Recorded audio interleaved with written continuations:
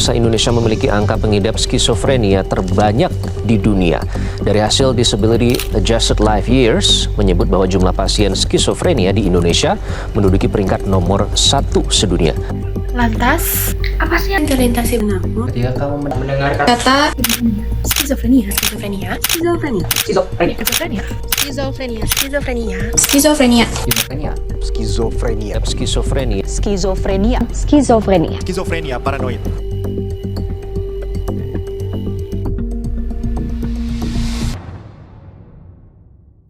Orang pasien dinilai menderita gangguan kejiwaan, maka gangguan tertentu harus didiagnos. Karena belum dapat mengidentifikasi patologi otak spesifik yang terkait dengan berbagai gangguan, diagnos mereka biasanya bergantung sepenuhnya pada profil gejala pasien. Saat ini, diagnos dipandu oleh DSM-5. Ada dua kesulitan utama dalam mendiagnos gangguan kejiwaan tertentu. Yang pertama, pasien yang menderita gangguan yang sama seringkali menunjukkan gejala yang berbeda.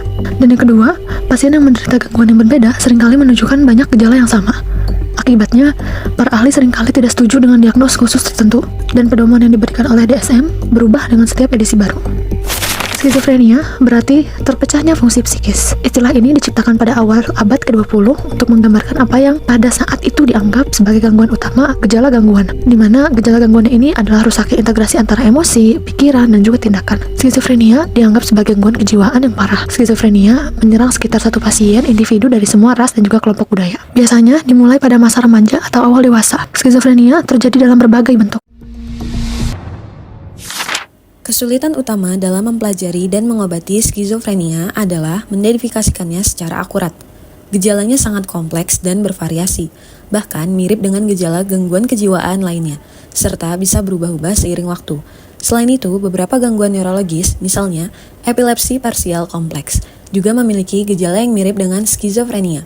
Karena ada beberapa banyak kemiripan antar gangguan ini, para ahli kini lebih memilih menggunakan istilah gangguan spektrum skizofrenia dalam DSM-5 untuk mencakup skizofrenia dan gangguan-gangguan lain yang berhubungan.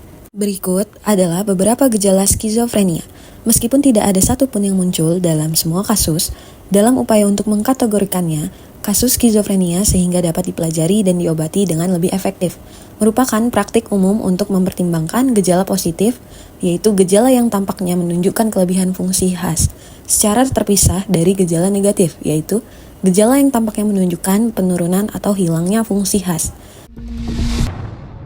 Contoh gejala positif, yaitu tingkah laku yang berlebih atau tidak normal. Yang pertama, delusi atau keyakinan salah. Contohnya, merasa dikejar, dikendalikan, atau punya kekuatan khusus. Kedua, halusinasi, yaitu suara-suara hayalan yang melontarkan komentar kritis atau memberitahu pasien apa yang harus dilakukan. Ketiga, efek yang tidak sesuai, gagal bereaksi dengan emosi yang sesuai terhadap peristiwa positif atau negatif. Keempat, disorganized speech, bicara atau berpikir tidak teratur, berpikir tidak logis, asosiasi aneh di antara ide, kepercayaan pada kekuatan supranatural. Dan yang kelima, perilaku aneh, kesulitan melakukan tugas sehari-hari, kurang menjaga kebersihan diri, berbicara berirama. Selanjutnya adalah gejala negatif skizofrenia. Gejala negatif skizofrenia merujuk pada penurunan atau kehilangan fungsi normal yang biasanya dimiliki individu. Gejala ini cenderung lebih menetap dan sulit diobati dibandingkan gejala positif. Payne menjelaskan bahwa gejala negatif berkaitan dengan defisit dalam ekspresi emosi, motivasi, dan fungsi sosial. Berikut merupakan gejala negatif skizofrenia. Yang pertama adalah avolition atau avolisi, kehilangan motivasi. Orang dengan gejala ini tidak memiliki semangat untuk melakukan hal-hal yang biasanya dilakukan orang setiap harinya, seperti mandi, makan, bekerja, atau bersih-bersih. Mereka tampak malas atau tidak peduli, bukan karena tidak mau, tetapi karena benar-benar tidak merasa termotivasi. Lalu yang kedua adalah alogia, berbicara sangat sedikit. Mereka jarang berbicara. Dan kalaupun berbicara, jawabannya sangat singkat dan tidak jelas. Bisa jadi saat ditanya panjang lebar, mereka hanya menjawab tidak tahu atau biasa saja, tanpa menjelaskan lebih lanjut.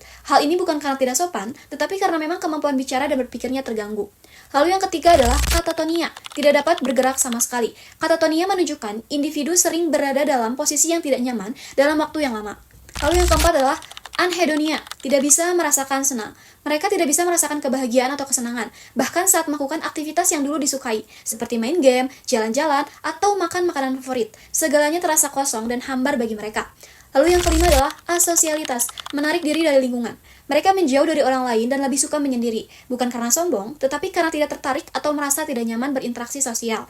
Mereka bisa merasa kesulitan menjalin hubungan atau berteman dengan orang lain. Lalu yang keenam adalah yang terakhir, afek datar. Ekspresi datar dan tidak menunjukkan emosi. Wajah mereka sering tampak datar, tidak menunjukkan senyum, tawa, sedih, ataupun marah. Suaranya pun terdengar datar dan tidak bersemangat. Bukan karena tidak punya perasaan, tetapi sulit mengekspresikan secara fisik. Itu semua merupakan gejala negatif dari skizofrenia. Adapun perbedaan gejala positif dan negatif skizofrenia. Gejala positif itu adalah gejala yang bertambah dari fungsi normal. Artinya, seseorang menunjukkan perilaku yang tidak biasa atau berlebihan. Sedangkan gejala negatif, gejala yang berkurang dari fungsi normal, yang kehilangan kemampuan yang biasanya dimiliki manusia-manusia sehat. Memahami kedua jenis gejala ini penting agar orang dengan skizofrenia bisa mendapatkan dukungan dan penanganan yang tepat, bukan dikucilkan atau disalahpahami. Pengobatan dan terapi yang konsisten dapat membantu mereka menjalani hidup lebih baik.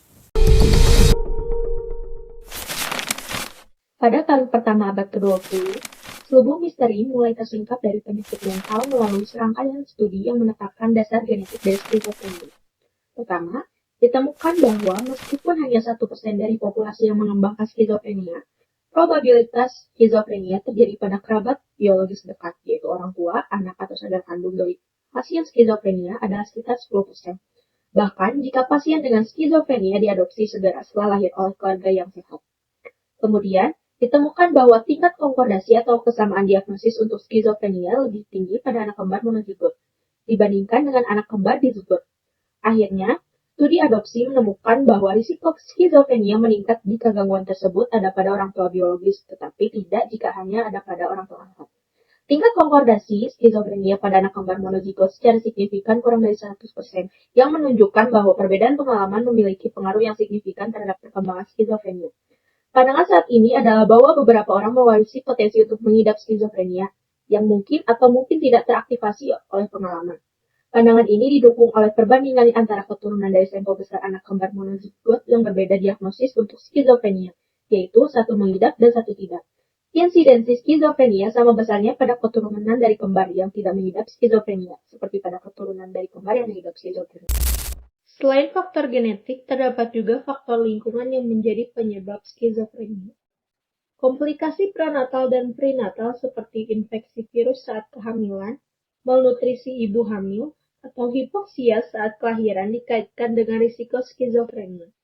Stres lingkungan dan pengalaman hidup traumatis juga dapat memicu timbulnya gejala pada individu yang memiliki kerentanan genetik. Skizofrenia dapat terjadi karena adanya perubahan pada struktur otak. Dijelaskan pada buku Biopsikologi karya Pinel, skizofrenia dapat terjadi karena adanya pembesaran ventrikel dan penurunan volume pada otak. Penurunan volume dapat terjadi di bot abu-abu dan putih, utamanya pada korteks prefrontal dan temporal. Dapat kita ketahui bahwa korteks prefrontal berkaitan dengan kognitif manusia. Jika korteks prefrontal kita bermasalah atau terganggu, maka akan terjadi disfungsi atau malfungsi dan gangguan kognitif seperti gangguan perencanaan, gangguan kontrol impuls, dan gangguan pikiran. Adapun korteks temporal yang berkaitan dengan pendengaran, yang menyebabkan adanya halusinasi auditori, dan lobus temporal ketika terjadinya penyusutan volume akan berdampak pada hipokampus dan amigdala, yang menyebabkan gangguan pada memori, emosi, dan rasa takut. Skizofrenia disebabkan oleh kelebihan dopamin atau adanya aktivitas berlebih di reseptor D2 dan efek obat antipsikotik yang menurunkan kadar dopamin. Obat antipsikotik reserpin dapat menguras dopamin dan monoamin dari otak dengan cara memecah vesikel sinaptik, yakni tempat neurotransmitter disimpan. Dijelaskan juga, obat seperti amfetamin dan kokain dapat memicu gangguan menyerupai skizofrenia. Diketahui dapat meningkatkan kadar dopamin dan monoamin lain di luar sel saraf di otak. Efek klorpromazin pada tingkat dopamin ekstraseluler dan metabolisme dapat menguras dopamin dari otak, dan efek reserpin dapat mengikat reseptor dopamin. Klorpromazin adalah penghambat reseptor di sinaps dopamin. Ia mengikat reseptor dopamin dan mencegah reseptor dopamin aktif. Ketika klorpromazin masuk ke dalam reseptor dopamin pasca sinap, reseptor akan mengalami hambatan dan mengirimkan sinyal ke neuropresinap untuk meningkatkan pelepasan dopamin. Kemudian diuraikan ke sinap yang mengakibatkan peningkatan kadar metabolit dopamin. Skizofrenia terjadi karena adanya aktivitas yang tinggi pada reseptor dopamin. Namun, ada teori lain menjelaskan bahwa skizofrenia terjadi karena adanya aktivitas yang tinggi pada reseptor D2. Lebih jelasnya, klorpromazin dan obat psikoaktif kelas kimia fenotiazin mengikat secara efektif pada reseptor 1 dan 2. Kemudian, haloperidol dan obat psikoaktif kelas kimia butirofenon mengikat secara efektif reseptor 2. Hal tersebut yang kemudian terjadinya skizofrenia. Skizofrenia sendiri adalah gangguan mental berat yang memberikan dampak yang luas, tidak hanya bagi penderitanya, tapi juga bagi keluarga dan lingkungan sosialnya. Penderita skizofrenia sering mengalami gejala seperti delusi, halusinasi, pikiran yang kacau, kehilangan motivasi, hingga kesulitan menjalankan aktivitas harian.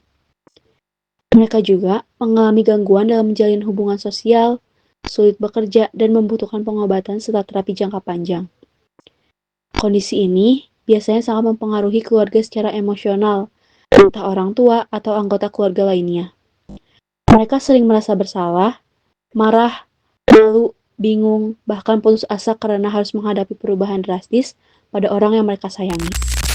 Skizofrenia merupakan gangguan mental serius yang tidak hanya memengaruhi penderitanya, tetapi juga memberikan dampak besar terhadap kehidupan keluarga, baik secara sosial maupun ekonomi. Salah satu dampak paling nyatanya adalah kesulitan penderita dalam bekerja.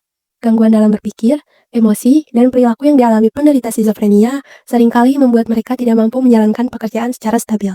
Akibatnya, mereka menjadi bergantung secara finansial pada keluarga. Keluarga pun harus menanggung seluruh kebutuhan penderita, mulai dari biaya pengobatan, terapi rutin, hingga kebutuhan sehari-hari. Dalam jangka panjang, hal ini bisa menjadi beban ekonomi yang berat, terutama bagi keluarga dengan penghasilan terbatas. Selain beban finansial, skizofrenia juga membatasi aktivitas sosial keluarga. Karena gejala penyakit ini bisa kambuh kapan saja, keluarga merasa perlu untuk terus mendampingi dan mengawasi penderita dalam berbagai situasi. Hal ini membuat keluarga kesulitan menjalankan aktivitas normal, seperti bekerja, bersosialisasi, atau bahkan sekadar beristirahat. Rasa cemas juga sering muncul ketika keluarga hendak mengikuti acara-acara sosial, seperti menghadiri undangan pernikahan atau pergi berlibur. Kekhawatiran bahwa penderita akan menunjukkan perilaku yang tidak terduga di tempat umum, seperti halusinasi, atau kemarahan tiba-tiba membuat keluarga merasa tidak nyaman dan cenderung menghindari kegiatan sosial. Situasi ini dapat menimbulkan rasa isolasi sosial dan tekanan emosional bagi seluruh anggota keluarganya. Secara keseluruhan, skizofrenia tidak hanya merupakan tantangan medis, tetapi juga merupakan ujian sosial dan ekonomi yang kompleks bagi keluarga penderita. Oleh karena itu, dukungan dari keluarga dan lingkungan sekitar serta akses terhadap layanan kesehatan mental yang memadai sangat penting untuk meringankan beban tersebut. Penanganan skizofrenia merupakan suatu tantangan yang kompleks. Salah satu pengobatannya adalah dengan menggunakan obat antipsikotik. Obat antipsikotik sering menjadi pilihan utama. Antipsikotik adalah obat yang bekerja dengan cara menekan fungsi mental tertentu yang terganggu, namun tanpa memengaruhi kemampuan seseorang untuk berpikir dan bertindak seperti biasa. Obat ini efektif untuk menenangkan emosi, mengurangi perilaku agresif, dan menghilangkan gejala gangguan jiwa seperti delusi dan halusinasi, sehingga perilaku bisa kembali normal. Antipsikotik sangat ampuh untuk mengobati gejala positif yang muncul tiba-tiba. Contohnya seperti halusinasi, yaitu melihat atau mendengar hal yang sebenarnya tidak ada, dan waham, yaitu keyakinan yang kuat yang tidak sesuai dengan kenyataan.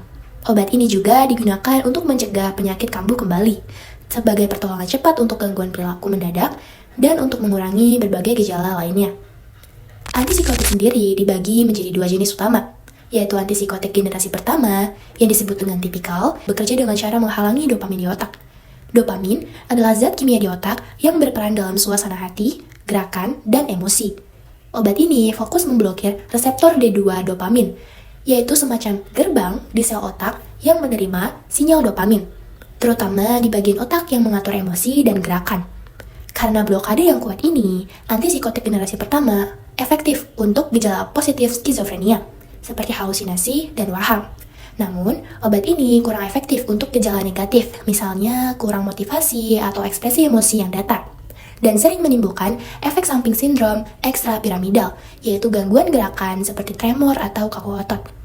Sebaliknya, antipsikotik generasi kedua yang disebut dengan atipikal. Antipsikotik generasi kedua memiliki kemampuan yang lebih baik. Antipsikotik generasi kedua bisa memperbaiki baik gejala positif maupun negatif skizofrenia.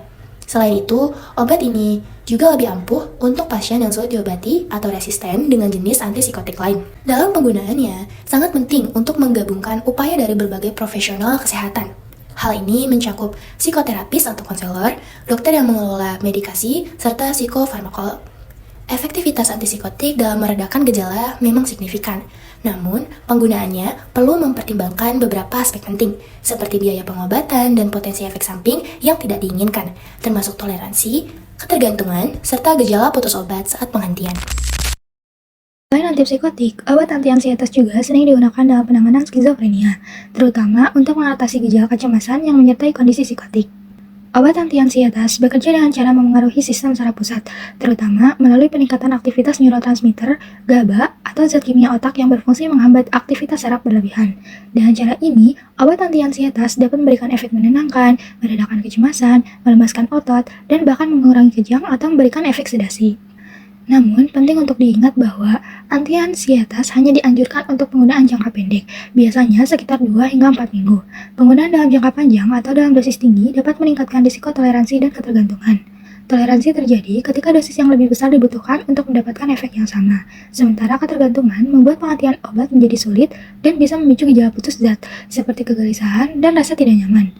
Jenis anti-ansietas yang paling umum digunakan adalah kelompok benzodiazepin, seperti diazepam, lorazepam, dan alprazolam. Obat-obatan ini sering digunakan sebagai terapi tambahan bagi pasien skizofrenia untuk mengurangi rasa cemas, meskipun tidak berpengaruh langsung terhadap gejala psikosis. Namun, perlu kehati-hatian dalam meresepkan benzodiazepin, terutama bagi pasien yang memiliki riwayat penyalahgunaan zat seperti alkohol atau opioid, karena kombinasi ini bisa menimbulkan efek sedatif yang berbahaya, seperti depresi pernapasan. Dalam kasus seperti ini, dokter biasanya menggunakan kontrak benzodiazepin, yaitu perjanjian antara pasien dan dokter tentang aturan penggunaan obat secara aman. Misalnya, pasien tidak diperbolehkan memperoleh resep tambahan dari dokter lain, dan obat akan dihentikan jika terjadi penyalahgunaan atau kekambuhan dalam penggunaan zat. Karena itu, terapi anti-ansietas harus dilakukan dengan pemantauan ketat, mempertimbangkan manfaat, risiko, dan kondisi khusus pasien secara menyeluruh. Selain terapi farmakologis, terapi non-farmakologis juga memainkan peran penting dalam pemulihan pasien skizofrenia. Salah satu bentuk yang paling efektif adalah psikoedukasi. Psikoedukasi adalah program edukatif yang ditujukan untuk memberikan pemahaman mendalam tentang penyakit skizofrenia kepada pasien dan keluarganya. Sejak diperkenalkan pada tahun 1970, psikoedukasi telah menjadi salah satu pendekatan terbaik dalam membantu proses rehabilitasi. Melalui psikoedukasi, pasien dan keluarga akan mendapatkan informasi mengenai penyebab dan gejala skizofrenia, cara pengobatannya, serta dampak psikologis dan sosial dari penyakit ini. Terapi ini juga membantu membangun kesadaran akan pentingnya minum obat secara teratur dan mengenali tanda-tanda kekambuhan sejak dini. Tujuan utama dari psikoedukasi adalah untuk menurunkan risiko kekambuhan, meningkatkan fungsi keluarga, serta memperkuat hubungan antara pasien, keluarga, dan tenaga kesehatan. Dengan adanya pemahaman bersama, proses penyembuhan akan menjadi lebih suportif dan terarah. Dengan demikian, penanganan skizofrenia tidak cukup hanya dengan pengobatan, melainkan juga perlu pendekatan holistik yang mencakup aspek emosional, sosial, dan edukatif bagi pasien maupun keluarga. Kesimpulannya, menurut John Pinel, skizofrenia adalah gangguan otak, bukan hanya masalah kejiwaan biasa. Ia juga menyebutkan gejala-gejala yang umum terlihat pada penderita skizofrenia, seperti gejala positif, gejala negatif, dan juga gejala kognitif. Pinel menjelaskan bahwa skizofrenia ini muncul karena gabungan banyak hal, yaitu faktor genetik atau keturunan, perkembangan otak sejak dini, dan lingkungan sekitar. Jadi, tidak ada satu penyebab tunggal yang bisa menjelaskan kenapa seseorang menderita skizofrenia. Pinel juga menyoroti mengenai hipotesis dopamin, yang mengatakan bahwa skizofrenia mungkin terjadi karena ada terlalu banyak aktivitas dopamin atau zat kimia di otak di area tertentu. Ini didukung oleh fakta bahwa obat-obatan skizofrenia bekerja dengan mengurangi efek dopamin. Kemudian, Pinel juga membahas bahwa otak penderita skizofrenia seringkali menunjukkan perubahan yang tidak biasa saat dilihat dengan pemindai otak. Misalnya, ruang kosong di otak atau ventrikel yang membesar, atau volume otak di beberapa bagian yang menyusut. Pinel sangat mendukung model neurodevelopmental, yang artinya skizofrenia sebenarnya sudah dimulai sejak perkembangan otak di awal kehidupan, atau bahkan saat masih di kandungan, meskipun gejalanya baru terlihat jelas saat remaja atau dewasa muda. Pinel menyebutkan tentang peran gen dan epigenetik, yang artinya gen bisa membuat seseorang lebih rentan terhadap skizofrenia, dan bagaimana lingkungan bisa mempengaruhi cara kerja gen-gen tersebut. Jadi, intinya, menurut Pinel, bahwa skizofrenia adalah penyakit otak yang rumit, yang akarnya ada di dalam biologi tubuh kita, dan butuh penanganan yang menyeluruh, termasuk obat-obatan dan terapi lain yang membantu penderitanya.